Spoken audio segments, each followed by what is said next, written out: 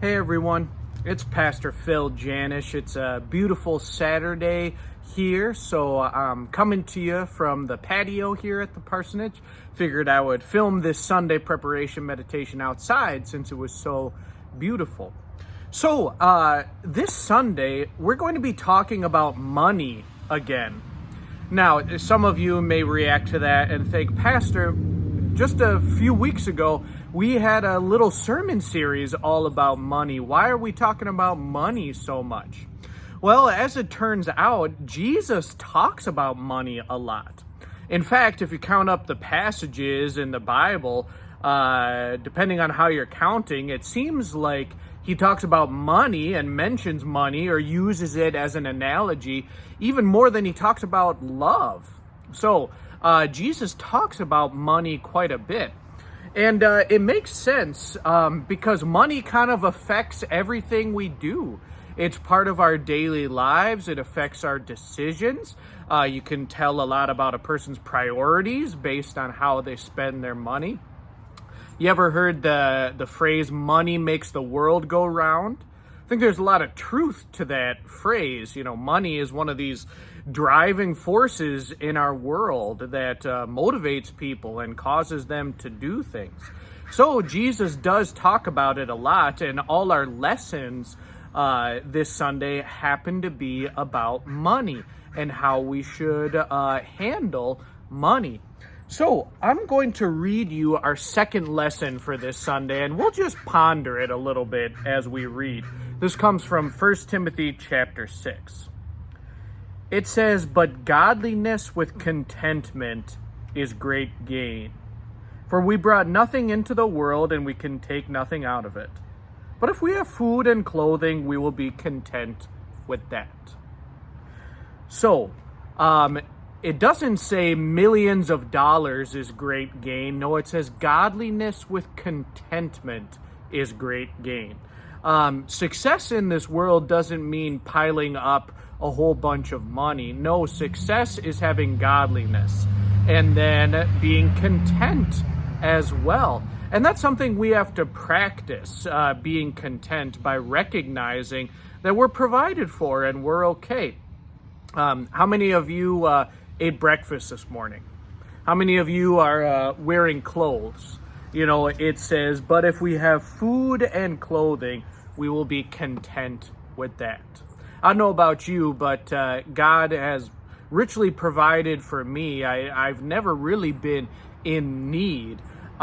He's provided me with food and clothing. So sometimes we just need to remind ourselves of that you know what? God is taking care of us and it'll be all right. All right, let's move on.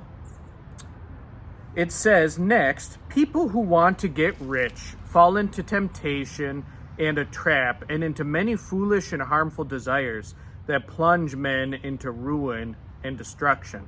For the love of money is a root of all kinds of evil. Some people eager for money have wandered from the faith and pierced themselves with many griefs. Okay, so that's a little bit of a warning from the Apostle Paul. You know, he said because people want money, sometimes they've engaged in sinful things. You know, I don't think most people, grow up thinking, you know what, my goal in life is to be a drug dealer. I don't think people, I don't think that's their dream usually, at least not starting out. But when, they realize how much money they can make by doing illegal activity like that, that's what leads them into that lifestyle. So, the love of money can lead you down a bad path that will cause you to engage in sin. You guys remember the Pink Floyd song? They said, "Money is the root of all evil." Well, I hope you caught it when I read it, but they actually misquoted the Bible passage. The Bible passage says the love of money is the root of all kinds of evil. Money is immoral. It doesn't have any moral value in and of itself. Let's take this hammer, for example. These two things, money and this hammer, have the same moral value.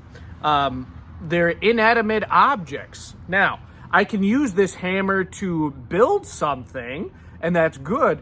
I could use this hammer to harm somebody, and that's bad. It depends on how I use it. Same thing with this money. This doesn't have any moral value in and of itself. But if I love this thing so much and I'm willing to do bad things to get this stuff, that's where the problem comes in. And if I use this money as a tool to do bad things, that's again where the problem comes in. The love of money is the root of all kinds of evil. So how do we combat all this? Falling into temptation. Again, it comes from contentment. We have to realize that Jesus has richly provided for us, and he's given us the riches of the kingdom of God. When we realize that we have that true treasure, and when we realize that God is providing for us, that can go a long way to helping us be content and not loving money so much. So that was a lot of different things about money, but again, the Bible talks about it a lot. We're going to talk about it more this Sunday. So we'll see you then. Bye-bye.